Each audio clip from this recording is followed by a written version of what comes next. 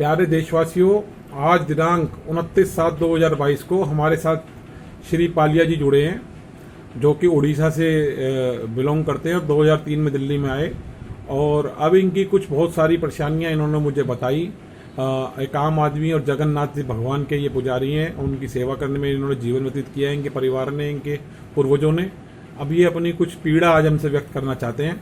बताइए पालिया जी, क्या कहना चाहते हैं? नमस्कार जी, my name is Vijay Kumar पलाई। मैं उड़ीसा से हूँ और जगन्नाथ धाम पुरी से हूँ। हम दया, पूजा, पाठ सबको लेके चलने वाले बंदे हैं। जैसे हमारे देश में 130 करोड़ की जनता है और सबके माँ बाप चाहते कि हमारी बच्चे पढ़े लिख के जाके महानगर में रह के कुछ रोटी शोटी कमाए और माँ बाप को देखें। ऐसे आशा उम्मीद के साथ मैं दिल्ली आया था और दिल्ली के बाद आने के बाद मेरे नौकरी लग गई, सरकारी नौकरी। और सरकारी नौकरी लगने के बाद मुझे श्रम शक्ति आवास योजना के जरिया से एक सरकारी फ्लैट मिल गया था, जिसमें मैं रहने लग गया। रहते रहते मैं बहुत सामाजिक काम किया, सोसाइटी में सबको लेके चला। ऐसे सोसाइटी में कोई इंसान नहीं है कि जैसे मेरे को नहीं जानता है, उनकी सेवा मैंने नहीं की। मेरा सेवा को देखते हुए मुझे बहुत सारे पद मिला, सम्मान मिला। मैं आज तक लोगों की सेवा करते गया। अचानक मेरे एक पड़ोसी जो मुझे आज तक मेरे जीना हराम कर चुका है और मुझे नहीं मालूम है, फिर भी मैं भगवान जी से प्रार्थना करता हूँ कि उनको सद्बुद्धि दे। मालूम है वो कुछ मकान के लालच में, किसी और लालच में मुझे परेशान करना चाहते कि मैं अपना मकान बेच दूँ, यहाँ छोड़ के चले जाऊँ। लेकिन मैंने ऐसे करा नहीं। मैं हमेशा संघर्ष करता गया, उनको समझाते गया कि जहाँ रहते पड़ोसी से झगड़ा झाटी नहीं करते। जैसे पता चला कि मेरे पड़ोसी भाई वो अपना जिसमें रहते वो मकान ऑलरेडी भी कब्जा किया हुआ है, मुझे बड़ा दुख हुआ। फिर भी मैंने समझाया। कब्जा क्या मतलब किराए पे है वो? हाँ, ये किराए पे थे, जिसके किराए पे थे धीरे धीरे उनको कब्जा कर लिया और धीरे धीरे गलत पेपर के माध्यम से मीटर, इलेक्ट्रिक, बिजली की बिल लगा ली, वोटर आई कार्ड बना ली और लॉ की पढ़ाई शुरू कर दी। इसके बाद ऐसे कोई दिन नहीं है जो मुझे परेशान नहीं किया। कॉमनवेल्थ गेम से लेकर आज तक मेरे पीछे पड़े हुए। अगर मैं सुबह उठ के सोचूंगा मैं अभी सही सलामत जाऊंगा, लेकिन मेरे स्कूटर पंचर होते हुए मिलेगा, सीट कवर फटा हुआ मिलेगा, हेडलाइट टूटा हुआ मिलेगा और मेरे गमला टूटा हुआ मिलेगा। इसकी सारे शिकायत मैंने RWA की पदाधिकारी, पुलिस, ऐसे कोई सरकारी संस्था ने जिसको मैंने करा नहीं होगा लिखित में, भरवाली में। लेकिन मुझे कहीं भी कभी भी कोई न्याय व्यवस्था से न्याय मिला नहीं। हाँ, ज़रूर वो परिवार मुझे कई बार 2-3 बार अपोलोजाइज लेटर लिख के दे दिया, थाने वाले सब मुझे समझा दिए।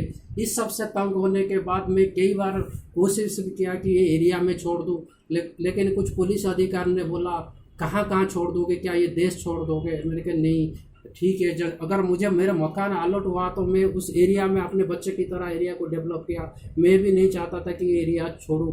लेकिन अचानक एक ऐसा दिन आया मेरे को भगाने की, जो चक्रव्यूह रचा गया मेरे खिलाफ। एक झूठे मोटे में अपने छोटी बेटी को स्कूल छोड़ के ऊपर आ रहा था, पता चला कि मेरे खिलाफ पुलिस की कंप्लेन हो चुकी है। पुलिस वाले आके मेरे को थाने बुलाते।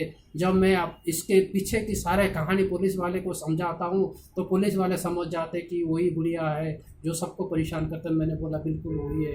फिर पुलिस वाले कहते ठीक है, आप ऑफिस में ड्यूटी करते हुए शाम जो ओल्ड लेडी है उनकी क्या उम्र होगी? उनकी 50-55 साल है। उनकी जो पति है फौजी रिटायर्ड है, ड्राइवर करते थे और यहाँ किसी की गाड़ी चलाते थे।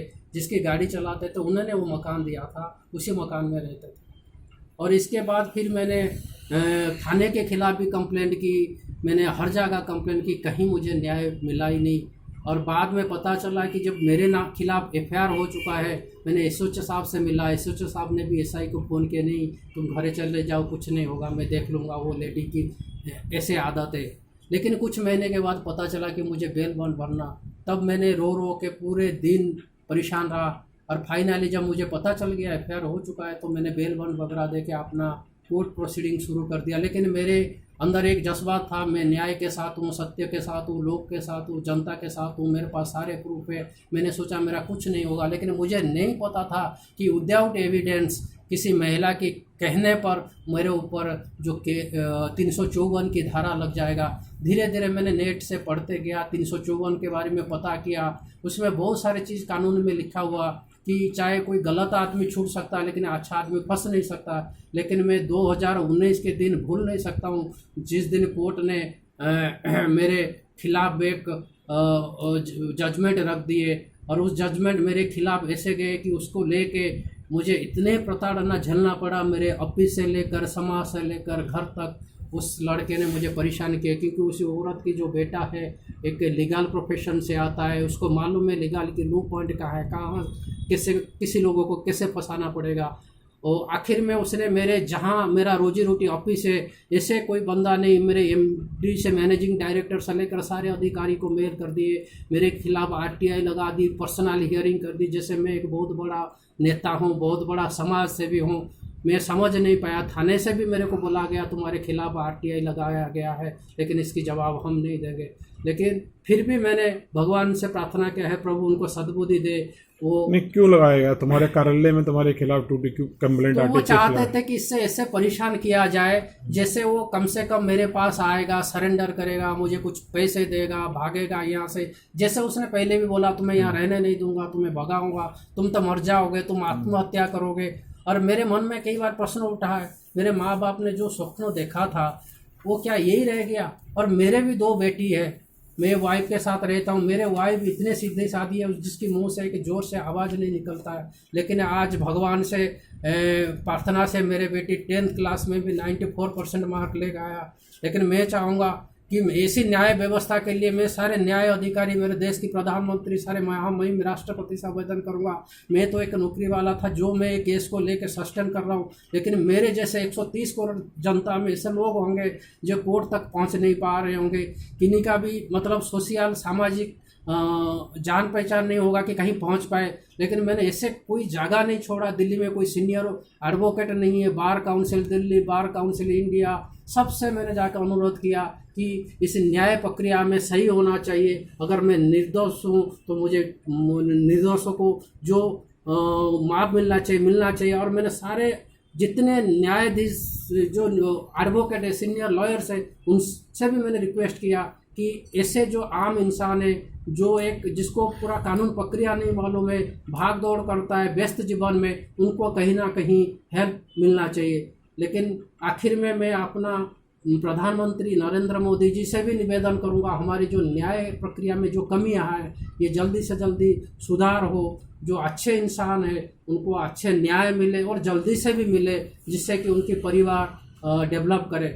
और आज इसी मेल से, आरटीआई से, आज मेरे जो एम्प्लॉयर ने मुझे ऐसे गलत दृष्टि से देखते हैं कि मैं सचमुच एक बहुत बड़ा क्रिमिनल बन चुका हूँ। ना मेरे प्रमोशन दिया जा रहा है, ना मुझे सही सम्मान मिल रहा है। मेरे से नीचे मेरे ऊपर जा रहे, मैं जहाँ की तहाँ बैठा हुआ हूँ और इधर उधर भाग रहा हूँ कि मुझे कहीं ना कहीं से सही न्याय प्रक्रिया मिले। और मुझे रिसेंटली अभी पता चला कि 2013 की एक एफआईआर है, जिसके ऊपर एक कहीं रोहिणी कोर्ट से एक बहुत बड़ा एक्यूटल की जजमेंट आया। वो मैं जजमेंट किसी मेरे जो जितने भी वकील दोस्त थे, मैं सबसे उनके माध्यम से मुझे पता चला। और वो उसी एक्यूटल जजमेंट के लेके मैं अपने एडवोकेट के माध्यम से ज़रूर कोशिश करूँगा कि ऐसे ही मुझे न्याय मिले। और उम्मीद है देर नहीं, जल्दी से जल्दी मुझे न्याय मिलेगा और मैं अपना सच्चाई के रास्ते में फिर शुरू कर दूंगा काम, और मेरा सोशल वर्क चलता जाएगा। अब कैसा महसूस हो रहा है ये जो 2014 से लेकर अब तक का जो ये जीवन गया आपका कोर्ट के अंदर आना जाना, और उसके अलावा जो साधन ने प्रताड़ित किया आपको, जो आप बताते हो, तो कैसा महसूस होता है? अब आपको कैसा लगता है जीवन के बारे में, लाइफ के बारे में? तो हर क्षण की पीड़ा मैं बता नहीं सकता हूँ। एक बंदे की गलती की वजह से मेरे जीवन बर्बाद हो चुका है, उसके साथ मेरे परिवार जुड़ा हुआ। कई बार मेरे बीवी से मैं झगड़ा करता हूँ, जो आपकी वजह से मेरा ऐसा हुआ है, आप लोगों को सबसे किसी से मिलना नहीं चाहिए, दिल्ली शहर है, अपना कमाओ खाओ आगे बढ़ो। चलो, मैं आज साथियों ये बताना चाहता हूँ कि जो भी बात मैंने पिछले 10 मिनट में इनसे मिलकर जानी है, पहचानी है, इनकी समझी है, कानूनी तरीके से इसका विश्लेषण करने का प्रयास करते हैं, अनुभव साझा करते हैं कि पहली चीज़ कि अगर कोई भी व्यक्ति, कोई भी कानून जो इस देश के अंदर बना है, वो कहीं ना कहीं किसी न किसी के लिए इंसाफ के लिए मिला है, न्याय के लिए मिला है, उसका दुरुपयोग नहीं होना चाहिए। इनकी बात से ये बात समझ में आई है कि इस न्याय की प्रक्रिया के अंदर ये किसी एक अनुभवी कानून के सोच की शिकार हुए हैं, और उसकी वजह से आज इनका पूरा जीवन प्रताड़ित हो गया और इनको एक बहुत बड़ी प्रताड़नाओं को सामने अपमानित प्रतिक्रिया का, अपमानित माहौल का सामना करना पड़ रहा है अपनी नौकरी के अंदर भी, अपने अड़ोस पड़ोस में भी। एक सीधे साधा आदमी जो कि 2003 के अंदर बताता है कि दिल्ली के लिए तो प्रवासी हैं, लेकिन अब 20 साल से 19 साल से रह रहे हैं, तो मैं समझता हूँ कि दिल्ली के ही नागरिक हैं। दिल्ली के अंदर 80% से ज़्यादा दिल्ली के बाहर से ही आई है। दूसरी बात, मैं ये जरूर मानता हूँ कि 354 के ऐसे बहुत सारे केस लंबित हैं, बहुत सारे मेरे लोग समय समय पर मिलते रहे हैं, और हमारे देश में हमारे आदरणीय प्रधानमंत्री नरेंद्र मोदी जी ने कई बार मंच से कहा है, इसके आंकड़े सरकार के पास हैं कि 80 करोड़ लोगों को 5 किलो राशन दिया जाता है। इससे ये साबित होता है कि हमारे देश के अंदर आज स्थिति क्या है। पहले से जो स्थिति और सुधार आ रहा है, और हमारे देश प्रधानमंत्री नरेंद्र मोदी जी कितने चिंतित हैं अपने देश के नागरिकों के अधिकार के लिए, उनकी जीवन व्यवस्था के लिए। और ये इस बात से नज़र आता है कि उनका जो प्यार है, जो उनकी ममता है अपने नागरिकों के प्रति, वो कितनी है। और उन्हीं से आज ये बात हम रखना चाहते हैं, क्योंकि एक आम आदमी जब वोट दे के सरकार चुनता है तो उसको नहीं पता चलता है कि इन सरकारी एजेंसी और सरकारी एजेंटों का कैसे योग, सदुपयोग और दुरुपयोग होगा। ये उन्हीं का कार्यालय देखता है, और ये वही करेंगे कि मैं चाहूँगा कि पालिया जी को भी इंसाफ मिले, इनके परिवार को, जिनकी 2 बेटियां हैं। ऐसे में जब उनकी वो शादी ब्याह करेंगे तो कैसे इनको कितनी परेशानियों का सामना पड़ेगा। जिस तरह का अपमान का माहौल, जैसे कि ये बताते हैं कि झूठा मुकदमा है, आप भारत माता की कसम खा के कह सकते हो कि मुकदमा झूठा है? बिल्कुल झूठा है। और ऐसे खाली मेरे खिलाफ नहीं, हमारी सोसाइटी में 354 दूसरे के खिलाफ में लगा रखे, और उन्होंने किराए का मकान भी कब्जा किराए कर के मकान कब्जा किया हुआ। तो ऐसे में मैं आपको बताऊंगा, जज साहब का नाम तो मैं नहीं बताऊंगा, महिला जज हैं रानी कोर्ट के अंदर, उन्होंने 14/7/22 को ऐसे ही एक बड़ा ही एक बहुत ही कठिन फैसला था, उसके अंदर फैसला करना ऐसे मामलों के अंदर, और एक्विटल किया गया 354 के सेक्शन के अंदर, और कई गंभीर धाराएं थी। एक लंबा ट्रायल चला 2013 से लेके उस कोर्ट के अंदर। मैं उस आदरणीय महिला जज का भी धन्यवाद करना चाहूँगा। महिला कोर्ट थी रोहिणी न्यायालय के अंदर, और 14/7/2022 को एक्विटल हुआ। और उन कानूनी अधिवक्ता का भी धन्यवाद करना चाहूँगा कि जिनके एक सफल प्रयास से, जिनको बहुत मेहनत करनी पड़ी होगी, ये बहुत कहना जितना सरल है और इतना ही मुश्किल उनके सामने रहा होगा कि इस केस को लड़ना, बहुत परिस्थितियों का सामना करना पड़ा होगा इंसाफ दिलवाने के लिए। कई बार ऐसा होता है, जब झूठ का सामना सत्य से होता है तो कई बार झूठ बहुत बलवान होता है। जैसे रावण और राम की कहानी है, प्रभु राम साधारण वनवासी थे और रावण इतना शक्तिशाली अहंकारी था। तो ऐसी कई बार अधिवक्ताओं के सामने दिक्कत आती है कि जब उनको न्याय के मंदिर में खड़ा करना पड़ता है, और जुडिशियल अधिकारी के सामने भी ये दिक्कत आ जाती है। फैसला करना बड़ा कठिन हो जाता है जब झूठ बहुत बलवान होता है और सत्य बहुत कमजोर होता है, लेकिन विजय सत्य की होती है। ऐसा मैंने दीदी माँ से सुना है, साथी रितमरा जी से। उन्होंने अक्सर कहा है कि सत्य को परेशान किया सकता है, पराजित नहीं। और ऐसे ही बहुत सारे लोग मेरी इस कड़ी में जुड़े हुए हैं, और मैं साथियों बताना चाहता हूं कि एक बहुत अभूतपूर्व जजमेंट है इसके अंदर। पालिया जी, आपको भी मैं बताना चाहता हूं कि आप अपने न्यायालय के अंदर और अपनी बात जरूर रखना। इससे संबंधित और भी अगर आपको जानकारी चाहिए तो मैं दे सकता हूं। मैं यूट्यूब मीडिया पर नहीं बोलूँगा, क्योंकि 354 के ये सेक्शंस होते हैं तो इसमें कुछ कानूनी मर्यादाएं होती हैं। पर मैं इस जजमेंट का नाम जरूर बताऊंगा। Supreme court, honourable supreme court of India की जजमेंट है, before JM Shelat ID Dua and HR Khanna JJ Apren Joseph alias Current Kunju and others versus the state of Kerala CRA 263 of 1971 decided on 1/9/1972 की ये जजमेंट है।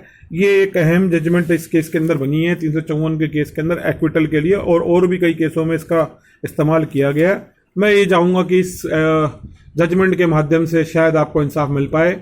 और एक सवाल भी मैं हमेशा खड़ा करता रहूं, और ये आज फिर खड़ा है कि जिस व्यक्ति के पास, इस देश का 57 करोड़ आदमी, 58 करोड़ किसान है सरकार के आंकड़ों के अंदर, इसमें 57 करोड़ किसान ऐसा है जो आज भी खेतों के अंदर सोता है, जहाँ पे सांप बिच्छू चलते हैं, लाइट नहीं है उसके पास। आज मोदी जी उनके प्रयास कर रहे हैं कि उनका जीवन यापन एक अच्छी जिंदगी में गुजर सके। इसका प्रयास केंद्र सरकार लगातार कर रही है, बहुत प्रयास कर रही है, और आने वाले दिनों में इसका परिणाम भी देखने को मिलेगा। आज 12 करोड़ आदमी इस देश में इनकम टैक्स पेयर्स बन चुके हैं। ये एक इस देश की, इस सरकार की उपलब्धि है।